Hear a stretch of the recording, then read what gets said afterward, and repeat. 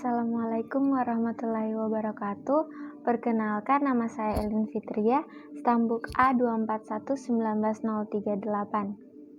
Kelas B, Prodi Pendidikan Fisika, Fakultas Keguruan dan Ilmu Pendidikan, Universitas Tadulako.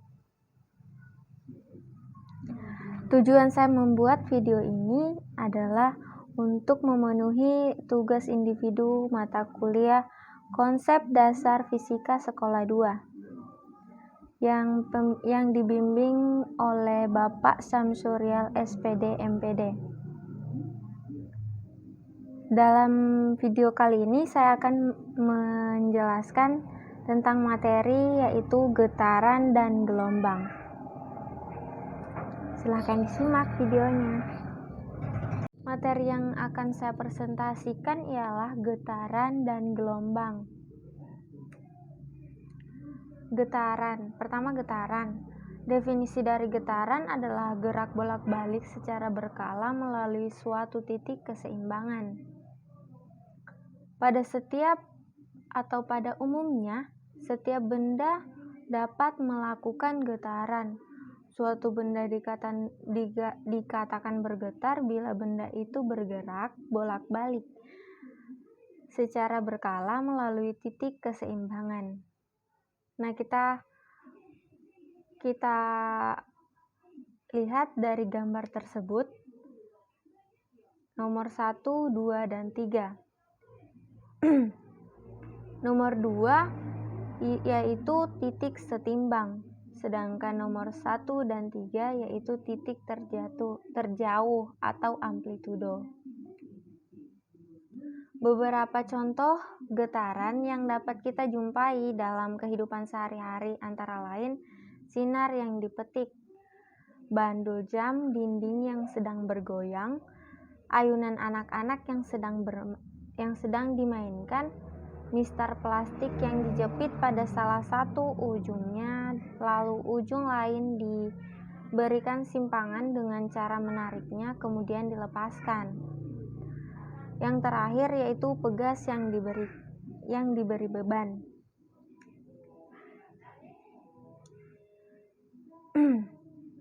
Berikut periode dan frekuensi getaran. Perhatikan pada gambar di bawah, yaitu pada titik A merupakan titik keseimbangan. Simpangan terbesar terjauh bandul ditunjukkan dengan jarak AB sama dengan AC, disebut amplitudo getaran.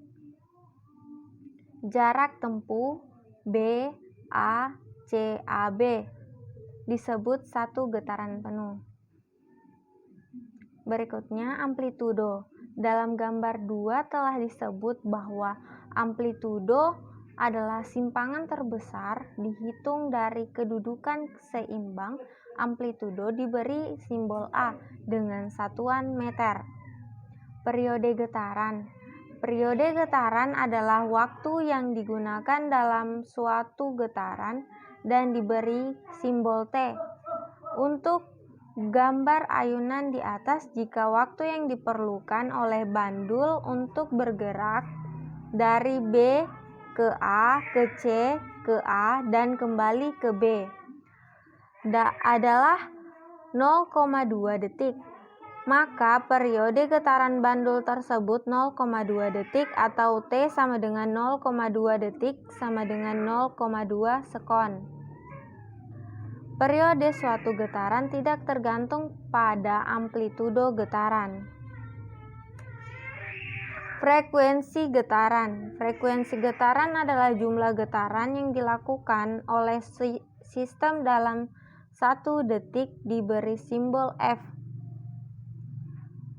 Untuk sistem ayunan bandul di atas, jika dalam waktu yang diperlukan oleh bandul untuk bergerak dari B ke A ke C, dan C ke A, dan kembali ke B sama dengan 0,2 detik, maka Dalam waktu 0,2 detik, bandul menjalani satu getaran penuh.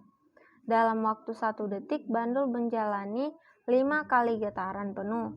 Dikatakan bahwa frekuensi getaran sistem bandul tersebut adalah 5 getaran atau detik per detik, atau F sama dengan 5 Hz. Hubungan antara periode dan frekuensi getaran.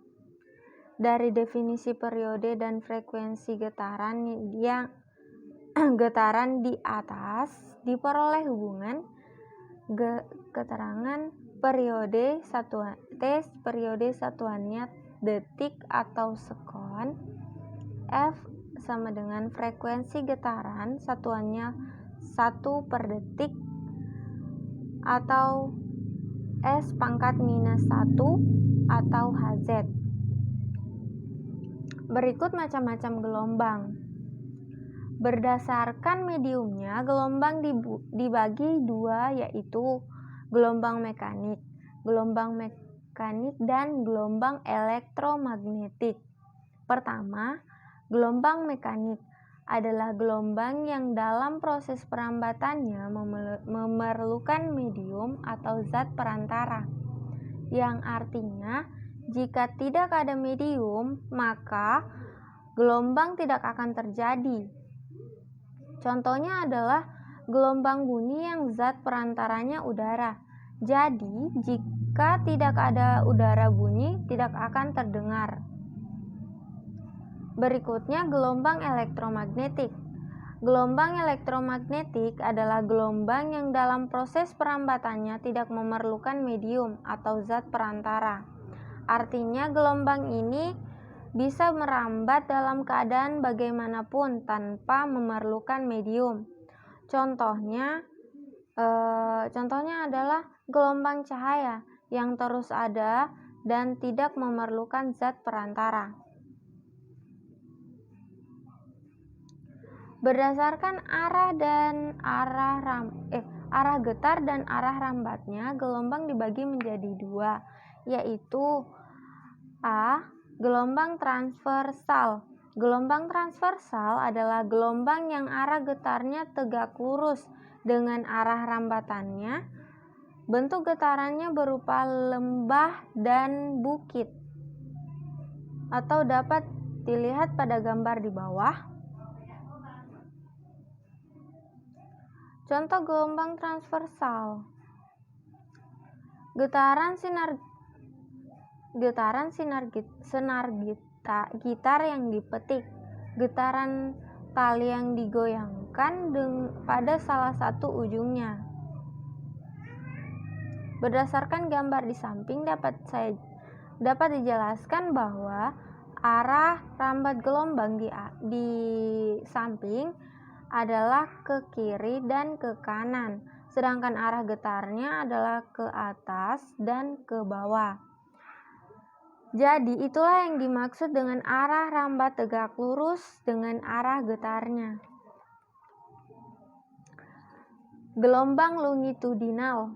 Gelombang longitudinal adalah gelombang yang arah rambatnya sejajar dengan arah getarannya. Bentuk getarannya berupa rapatan dan regangan, dapat dilihat pada gambar di bawah.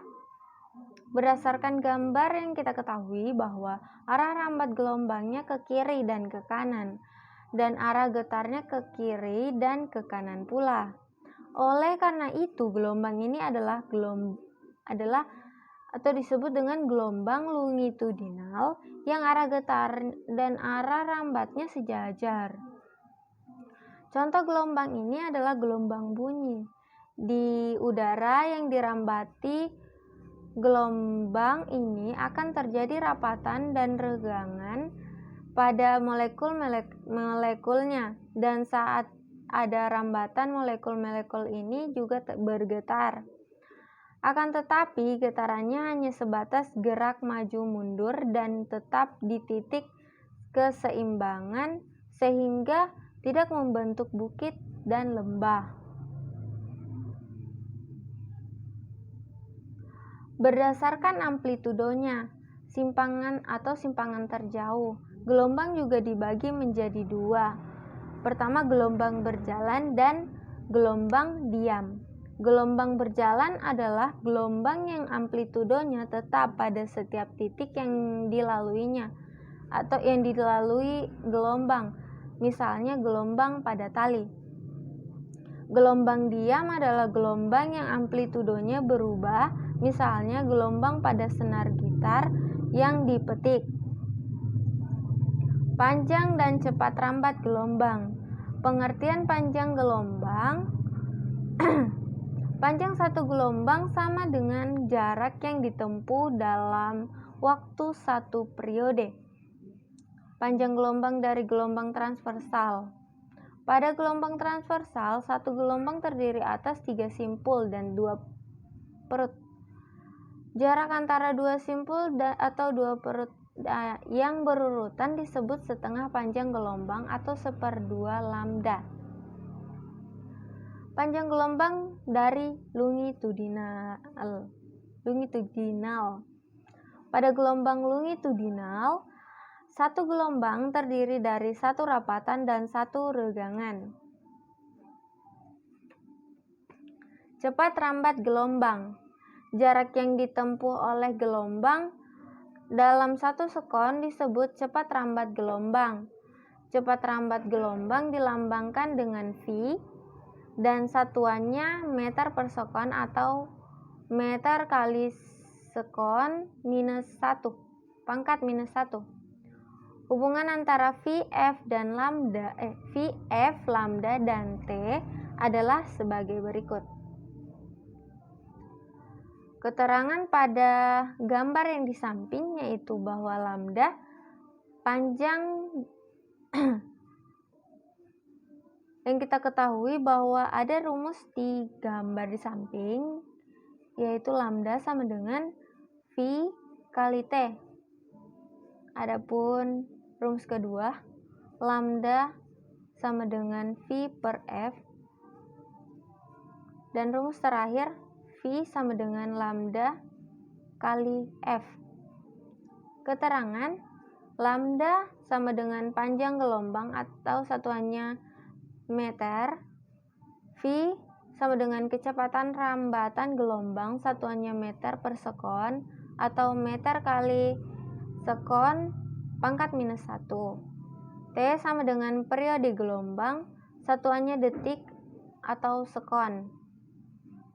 F sama dengan frekuensi gelombang, satuannya 1 per detik atau 1 per sekon atau sekon pangkat minus 1. Sifat-sifat gelombang.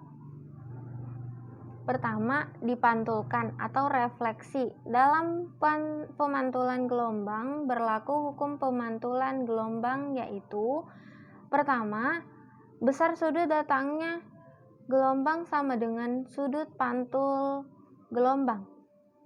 Kedua, gelombang datang, gelombang pantul, dan garis normal terletak pada satu bidang datar. Kedua, dibiaskan atau refraksi. Pembiasan gelombang adalah pembelokan arah rambat gelombang karena melalui medium yang berbeda kerapatannya. Ketiga, dipadukan atau interferensi.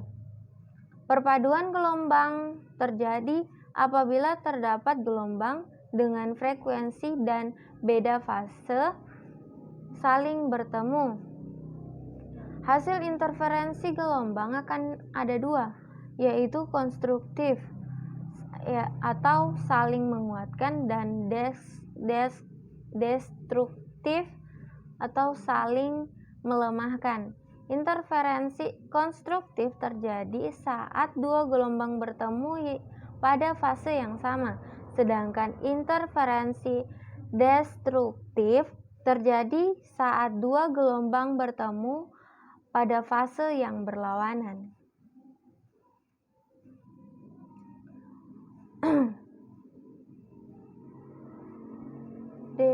Keempat, dibelokkan atau disebarkan atau difraksi. Difraksi gelombang adalah pembelokan atau penyebaran gelombang jika gelombang tersebut melalui celah. Gejala difraksi akan semakin tampak jelas apabila celah yang dilewati semakin sempit.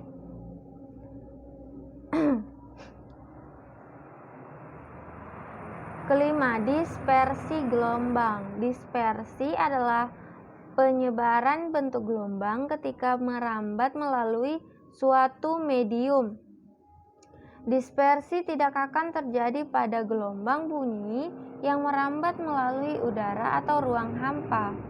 Medium yang dapat mempertahankan bentuk gelombang tersebut disebut medium non-dispersi.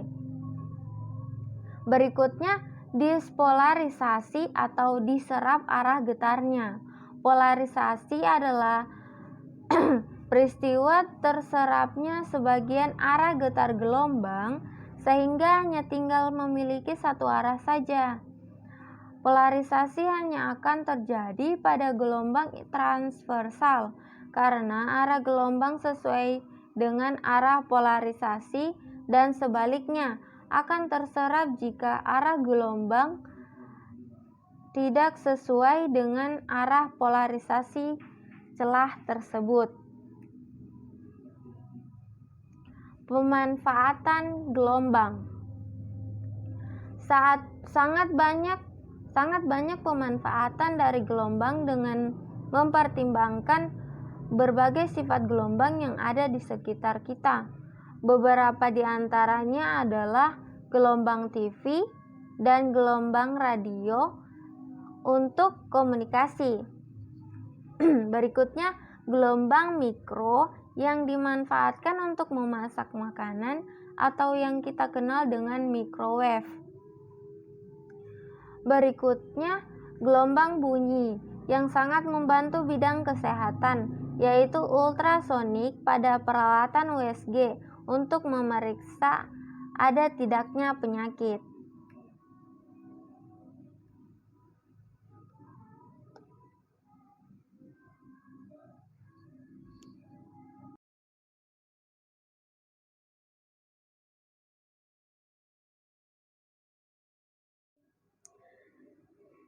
Itulah materi yang dapat saya sampaikan, kurang lebih mohon dimaafkan.